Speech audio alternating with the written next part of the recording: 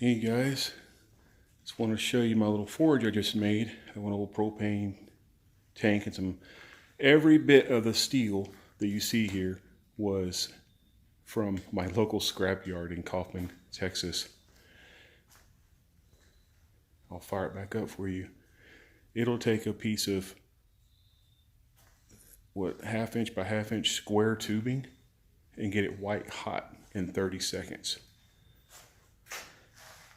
Got my little leaf blower set up here, strapped in, one up, coming over, got me a little air ball valve there, control my airflow and my fuel. I'm running 10 psi's. Well, the regulator's 10 psi's, but I'm only running about four, I think. I need to get a gauge, but there's my isolation valve here.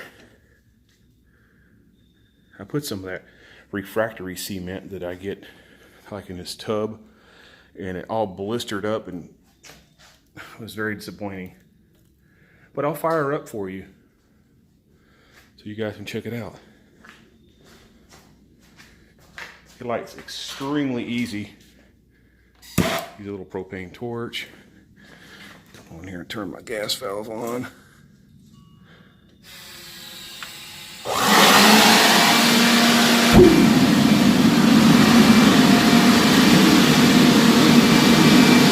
She's pretty awesome.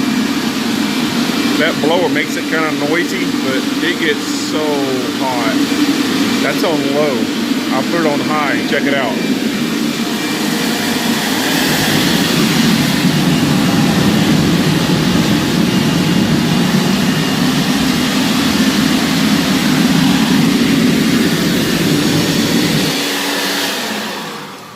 Let's turn it off. It would literally get something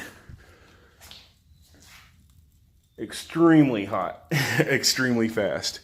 So I heated up a piece of this steel, quarter of this steel. Oh man, it melted my, damn.